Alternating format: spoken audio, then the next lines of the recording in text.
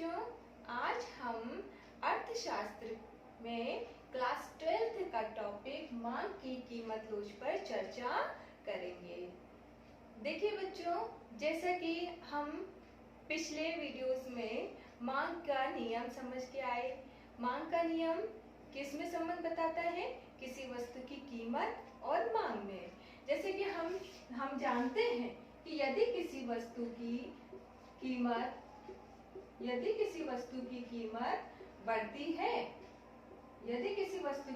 बढ़ती है तो उस वस्तु की मांग क्या हो जाती है? मांग घट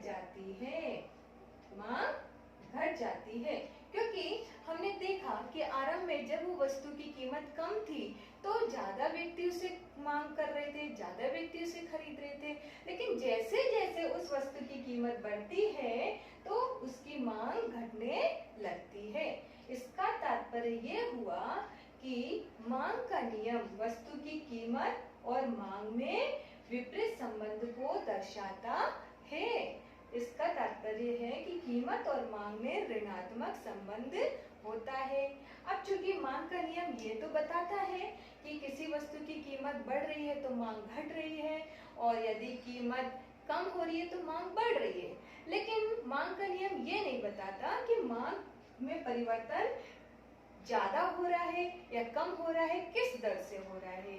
यहाँ पर जब ये समस्या आई कि हमें ये निश्चित नहीं हो रहा था कि मांग में परिवर्तन की दर क्या है, तब कुछ अर्थशास्त्रियों ने मांग की लोच का विचार दिया।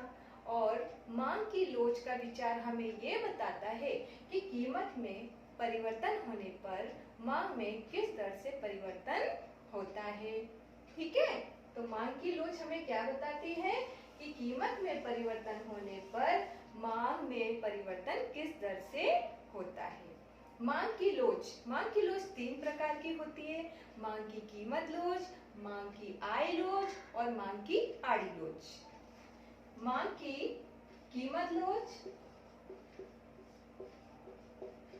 मांग की आय लोच और मांग की आड़ी लोच।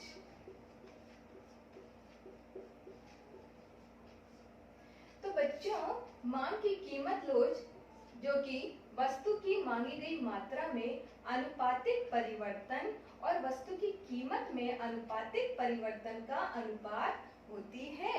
इसका मतलब है कि वस्तु की मांगी गई मात्रा में कोई भी वस्तु की जो मांग की जा रही है उसकी मात्रा में जो भी अनुपातिक परिवर्तन होता है वो वस्तु की कीमत में अनुपातिक परिवर्तन के अनुपात को ही मांग की कीमत लोच कहते हैं।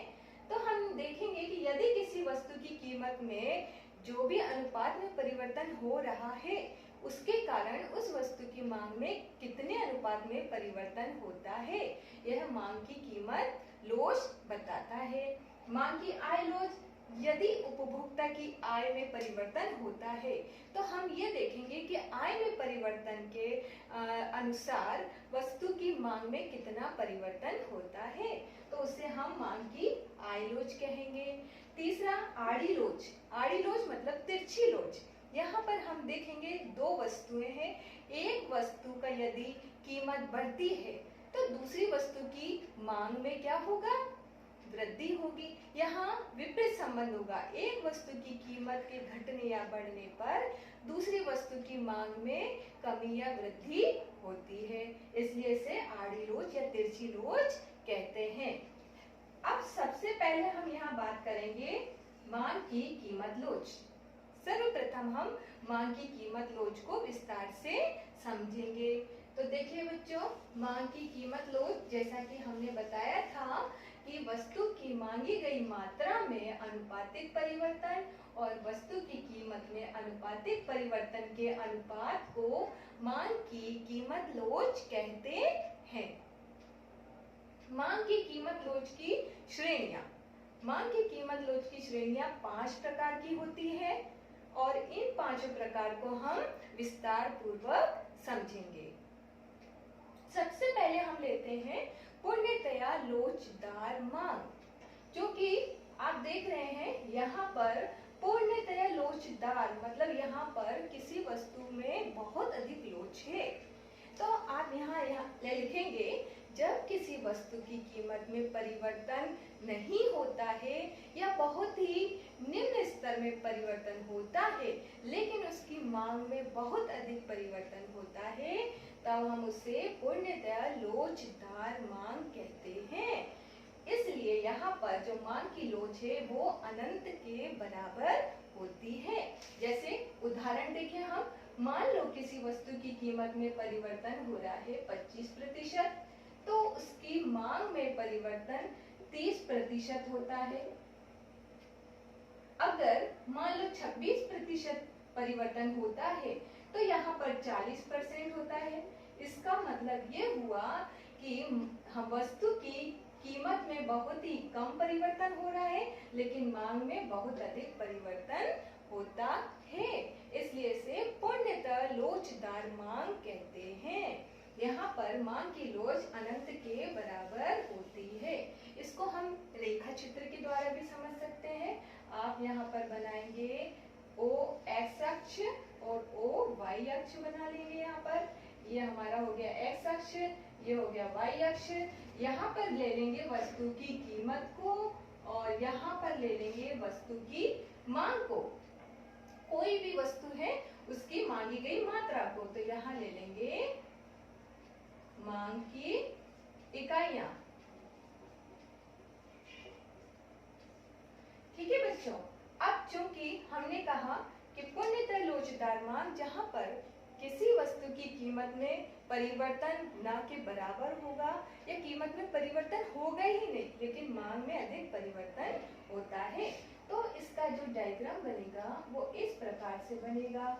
इसकी जो मांग रेखा है वह OX अक्ष के समानांतर होगी।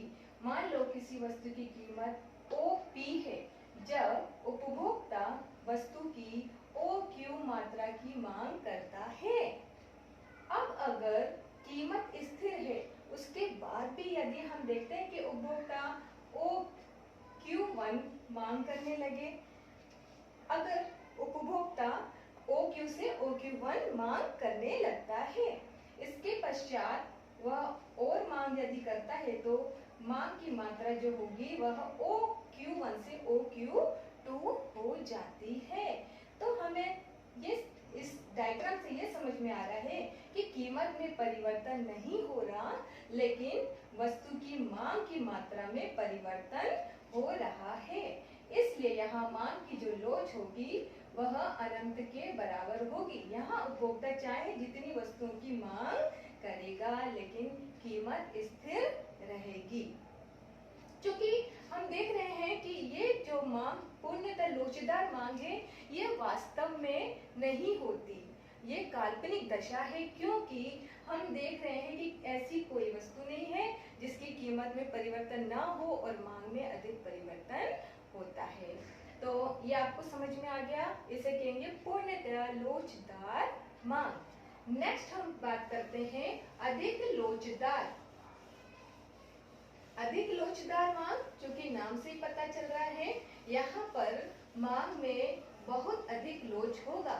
अधिक लोचदार मांग उस मांग को कहेंगे जहाँ पर किसी वस्तु की कीमत में परिवर्तन कम होने पर भी उसकी मांग में अत्यधिक परिवर्तन होता है। आप देख रहे हैं कि यहाँ पर मांग की लोच जो है इकाई से अधिक है। इसका तात्पर्य यह है कि यहाँ कीमत में परिवर्तन कम होगा लेकिन मांग में जो परिवर्तन है बहुत अधिक होता है। जैसे मान लो किसी वस्तु की कीमत में परिवर्तन 10% होता है लेकिन उसकी मांग में परिवर्तन 20% होता है।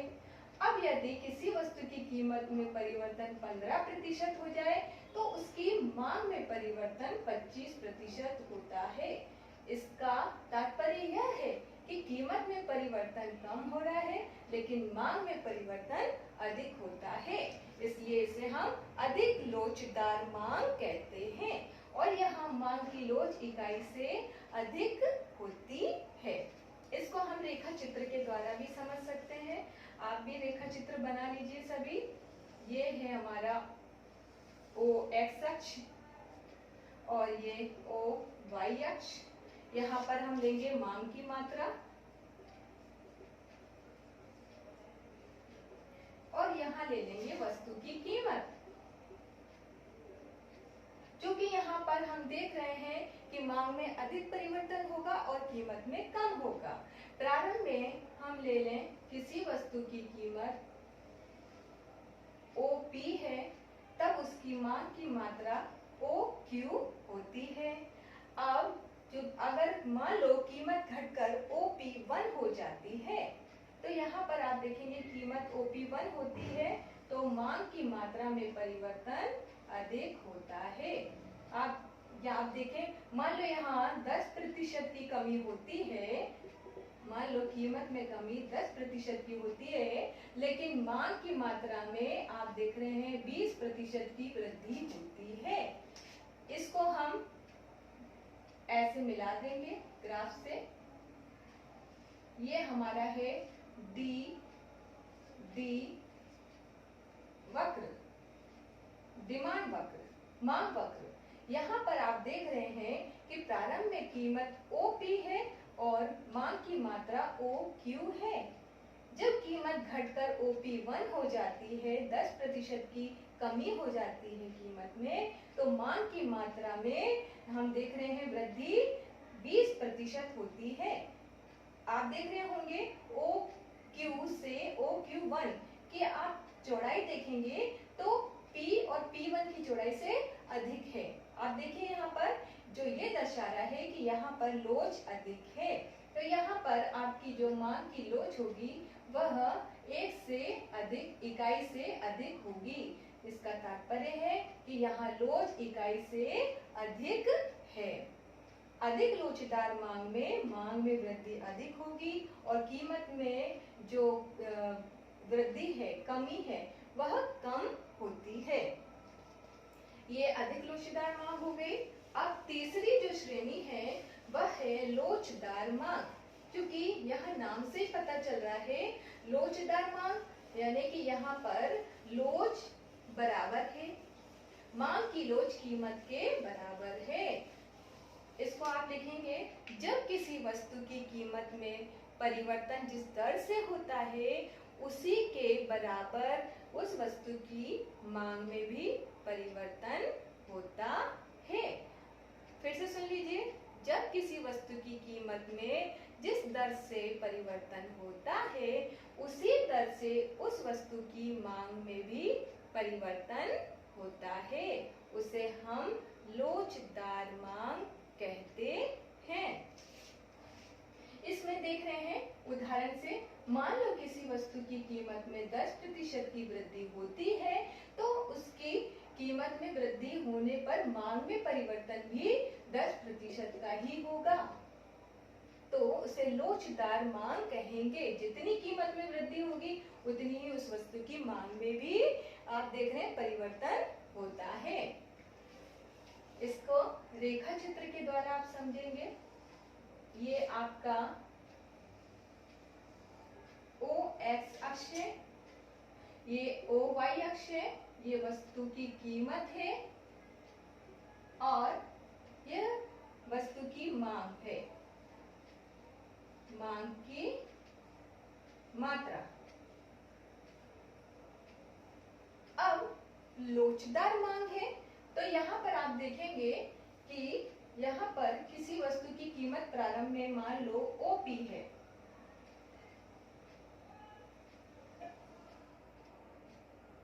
कीमत OP हो गई और मांग की मात्रा OQ हो गई। आप देख रहे हैं, अब यदि किसी वस्तु की कीमत घटकर OP1 हो जाती है तो उसकी जो मांग की मात्रा में भी उसी अनुपात में परिवर्तन होता है, OQ1। जैसे यहाँ 10% की आप देख रहे हैं, मान लो यहाँ पर कमी होती है, 10% की कमी होती है, तो आप देख रहे हैं उसकी मांग में वृद्धि भी कितनी होगी, 10% की होती है। इसको आप मिला देंगे, ग्राफ बना देंगे आप।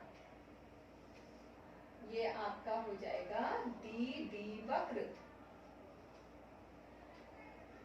डिमांड वक्र, डिमांड वक्र, मांग वक्र। तो रेखा चित्र से स्पष्ट है कि ओ एक्स अक्ष पर मांग की मात्रा को दर्शाया गया है, ओ वाई अक्ष पर वस्तु की कीमत को दर्शाया गया है। प्रारंभ में किसी वस्तु की कीमत ओ पी है, तब उसकी मांग की मात्रा ओ क्यू है। जैसे किसी वस्तु की कीमत ओ पी से घटकर ओ पी वन होती है, तो मांग की मात्रा में वृद्धि ओ क्यू से ओ क्यू वन हो जाती है। मतलब मांग कितनी बढ़ी, क्यू वन। ये आप देख रहे हैं, यहाँ मांग की मात्रा में जितनी लोच है उतनी ही कीमत में लोच है, दोनों में बराबर, आप देख रहे हो बराबर लोच है। इसलिए यहाँ पर जो मांग की लोच है वह इकाई के बराबर मानी जाएगी। इससे यह सिद्ध होता है कि किसी वस्तु की कीमत में जिस दर से परिवर्तन होता है उसकी मांग में भी उसी दर से परिवर्तन होता है। इसलिए इसे हम लोचदार मांग कहते हैं। यहाँ पर जो मांग की लोच है वह इकाई के बराबर होती है, जो ये दर्शाती है कि जितनी कीमत में परिवर्तन हो रहा है उतनी ही मांग में परिवर्तन होता है। इसे हम लोचदार मांग कहते हैं। तो बच्चों, आपको ये क्वेश्चन आए यदि कि लोचदार मांग किसे कहते हैं, तो आप समझा सकते हैं जितना किसी वस्तु की कीमत में परिवर्तन होता है उसी दर से उसकी मांग में परिवर्तन होता है, उसे लोचदार मांग कहते हैं। ठीक है, नेक्स्ट हम पढ़ेंगे इसमें बेलोचदार मांग। बेलोच, जहाँ पर कोई भी लोच नहीं है। तो जो कि हमें समझ में आ रहा है, बेलोचदार मांग वह मांग होगी जहाँ पर किसी वस्तु की कीमत में यदि परिवर्तन होता है तो उसकी मांग में परिवर्तन बहुत ही कम होता है। फिर से सुन ले, जब किसी वस्तु की कीमत में परिवर्तन अधिक हो लेकिन उसकी मांग में परिवर्तन कम हो तो उसे हम बेलोचदार मांग कहते हैं। उदाहरण स्वरूप हम देख लें, यदि किसी वस्तु की कीमत में 25% की वृद्धि होती है तो उसकी मांग में 10% की वृद्धि होती है। अगर अब हम देख रहे हैं यदि किसी वस्तु की कीमत में परिवर्तन 30 या 35% की होती है तो उसकी मांग में परिवर्तन केवल 20% होती है। तो आप देख रहे हैं यहाँ पर कि कीमत में परिवर्तन अधिक है लेकिन मांग में परिवर्तन कम है, जो यह दर्शाती है कि यहाँ पर किसी वस्तु की जो मांग है वो कैसी है, बेलोचदार है। उसकी मांग बहुत ही कम हो रही है लेकिन कीमत में परिवर्तन अधिक होता है। अब इसको हम रेखा चित्र के द्वारा समझ लेंगे।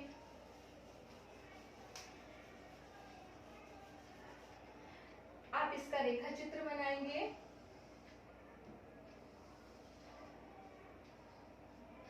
ये हमारा ओ एक्स अक्ष है, ये ओ वाई अक्ष है, ये वस्तु की कीमत है और यह उसकी मांग है, वस्तु की मांग की मात्रा है। अब हम देखें, आरंभ में यदि किसी वस्तु की कीमत ओपी है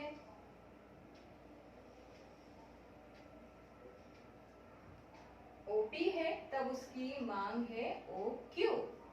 अब यदि हम ये कहें कि किसी वस्तु की जो कीमत है वह कम हो जाती है, कीमत कम हो जाने पर देखते हैं मांग में परिवर्तन किस दर से होता है। कीमत कम होकर मान लो ओ पी हो जाती है, इसको और नीचे कर देते हैं, कीमत कम होकर ओ पी 1 हो जाती है, तो हम देख रहे हैं कि मांग में परिवर्तन बहुत ही कम होता है। ऐसा तब होता है जब कोई घटिया किस्म की वस्तु हो तो उसकी मांग जो है वो इतनी ज्यादा नहीं बढ़ती, चाहे उसकी कीमत में कोई भी परिवर्तन हो उपभोक्ता उसे खरीदेगा नहीं। जैसे हम देख रहे हैं घटिया किस्म की वस्तु है जिसका उपयोग कम किया जा रहा है तो उसकी कीमत बढ़ने या घटने का उसकी मांग पर ज्यादा प्रभाव नहीं पड़ता है। अब हम हम देख रहे हैं यहाँ कीमत घटकर OP से OP1 हो जाती है, तब भी उसकी मांग में ज्यादा परिवर्तन नहीं होता है। यहाँ पर आप देख रहे हैं कि कीमत में परिवर्तन 20% हुआ है, जबकि मांग में परिवर्तन 10% हुआ है। तो मांग की लोच कम है और कीमत में लोच अधिक है, जो यह दर्शाती है कि जो मांग है वो बेलोचदार है। यहाँ पर इसको वक्र से जोड़ देंगे। यह है डिमांड वक्र,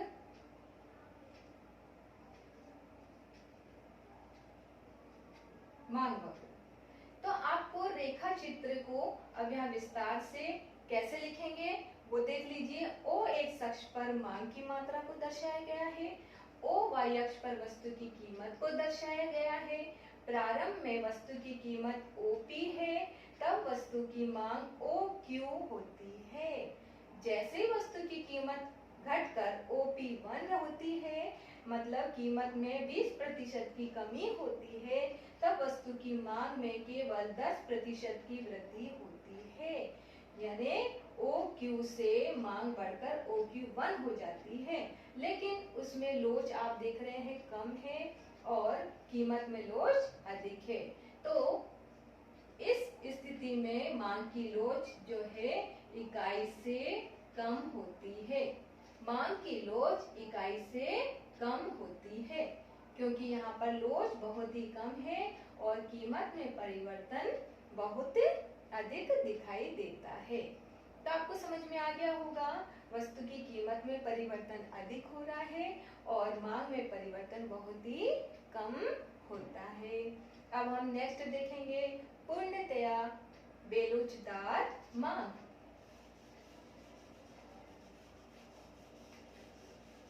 तो देखिए बच्चों, आप इसको रेखा चित्र के द्वारा जब बनाएंगे तो आपको यह बहुत ही आसानी से समझ में आएगा और इसको कभी भी आप कोई भी क्वेश्चन आता है तो आप इसका लिख सकते हैं।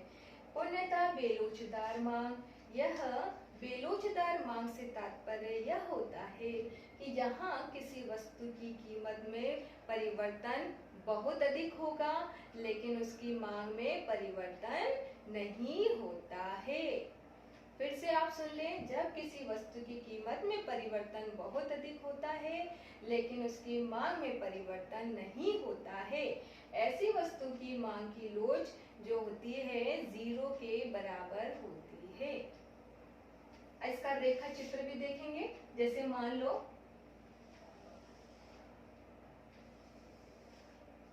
ये O एक्स अक्ष है, ये O वाई अक्ष है और ये वस्तु की कीमत है और यह है वस्तु की मांगी गई मात्रा।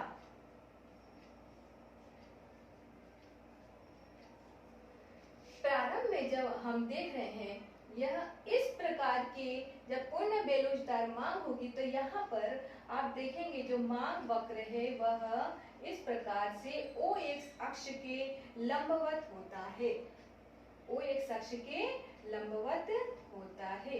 यह OQ है जो ये दर्शा रहा है कि वस्तु की मांग है और प्रारंभ में जब वस्तु की कीमत OP है तब वस्तु की मांग OQ होती है। अब यदि वस्तु की कीमत बढ़कर OP1 हो जाती है तब भी आप देख रहे हैं कि मांग OQ ही रहती है। अब यदि वस्तु की कीमत घटकर नीचे आ जाए और P2 हो जाए तब भी आप देख रहे हैं मांग OQ ही रहती है, मांग में कोई परिवर्तन नहीं होता है। तो यह दर्शाता है कि यहाँ पर ये डिमांड वक्र है जो कि आप देख रहे हैं O एक्स अक्ष पर लंबवत रूप में है, जो यह दर्शा रहा है कि कीमत में चाहे वृद्धि हो या कमी हो मांग में कोई परिवर्तन नहीं होता है। मांग कैसी है? मांग स्थिर है, इसलिए मांग की लोच 0 के बराबर होती है। मांग स्थिर है, मांग में कोई परिवर्तन नहीं होता है। क्योंकि हम इसको इस स्थिति को अगर वर्तमान में देखें या वास्तविक रूप से देखें तो यह स्थिति नहीं होती है। यह एक काल्पनिक स्थिति है, क्योंकि ऐसी कोई भी वस्तु नहीं है जिसकी कीमत में वृद्धि या कमी होने पर उसकी मांग में कोई प्रभाव नहीं पड़े। मांग में वृद्धि या कमी तो होती ही है, चाहे वह कुछ परसेंट तक हो। तो ये स्थिति एक काल्पनिक स्थिति है, जो वास्तविक आप देखेंगे तो यह नहीं होगी। वास्तविक रूप से पूर्णतः बेलोचदार मांग नहीं पाई जाती है।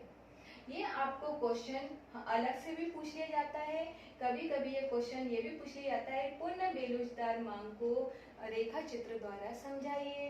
तो आप पहले इसका क्या करेंगे, इसका अर्थ लिखेंगे।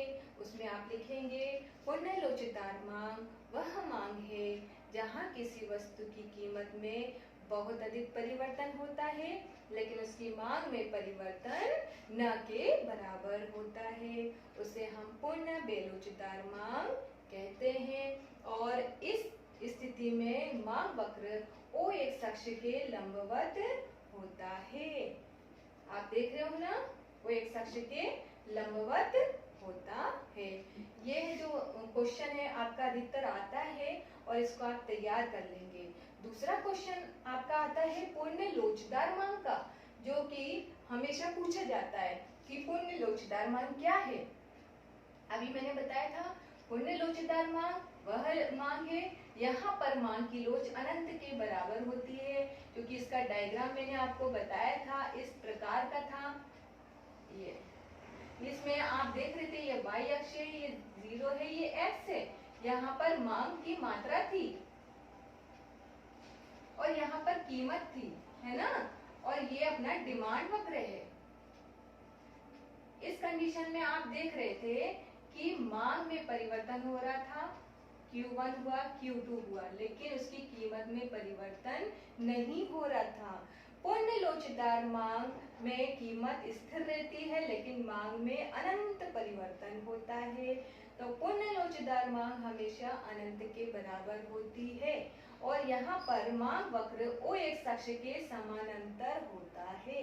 तो आप इसको बिल्कुल ध्यानपूर्वक विस्तार से आप दिमाग में बैठा लेंगे और समझ लेंगे और लिखने में आसानी होगी कि पूर्ण लोचदार मांग में मांग वक्र ओ एक्स अक्ष के समानांतर होता है और यहाँ पर आप देखेंगे कि कीमत में परिवर्तन नहीं होता है और मांग में परिवर्तन अनंत होता है।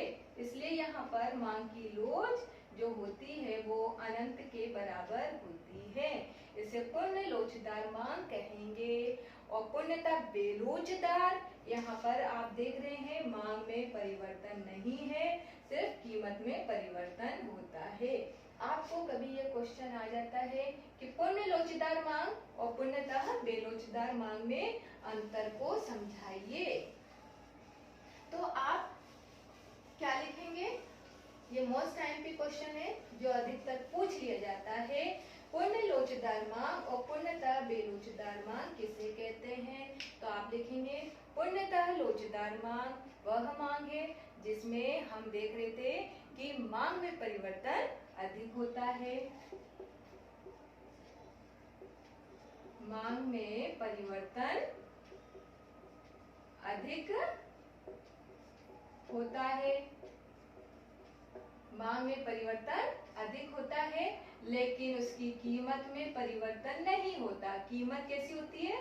स्थिर होती है। कीमत कैसी रहती है? स्थिर रहती है। पूर्णतः बेलोचदार मांग को कहेंगे तो आप कहेंगे कि यहाँ मांग स्थिर है और कीमत में परिवर्तन अधिक होता है।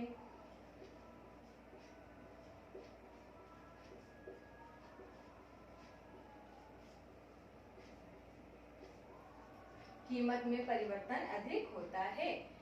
तो आप देख रहे हैं पूर्ण लोचदार मांग, यहाँ मांग में परिवर्तन होगा लेकिन कीमत स्थिर रहती है, और पूर्ण बेरोजगार मांग में मांग स्थिर है लेकिन कीमत में परिवर्तन अधिक होता है।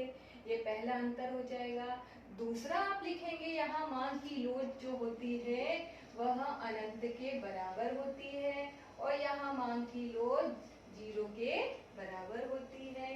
फिर आप इसमें नेक्स्ट अंतर लिखेंगे कि पुण्य लोचदार मांग में जो कीमत रेखा है वह OX अक्ष के समानांतर होती है। कैसी थी यहाँ पर? OX अक्ष के समानांतर थी। तो आप कहोगे यहाँ पर जो डिमांड वक्र था वो OX अक्ष के समानांतर होता है, क्योंकि कीमत कैसी थी? कीमत स्थिर थी। इस प्रकार से बना देंगे। और यहाँ पर आप बनाएंगे कि यहाँ पर मांग वक्र OY अक्ष के समानांतर होता है, क्योंकि यहाँ कीमत में परिवर्तन होता है लेकिन मांग स्थिर रहती है। यहाँ मांग स्थिर है और यहाँ कीमत स्थिर है। ये आप नोट कर लें, और ये अंतर यदि आता है तो आप इसको समझा सकते हैं। तो मुझे लगता है कि बच्चों आपको ये टॉपिक बहुत अच्छे तरीके से समझ में आ गया होगा। अब यदि कोई क्वेश्चन आता है तो आप आसानी से इसको लिख सकते हैं।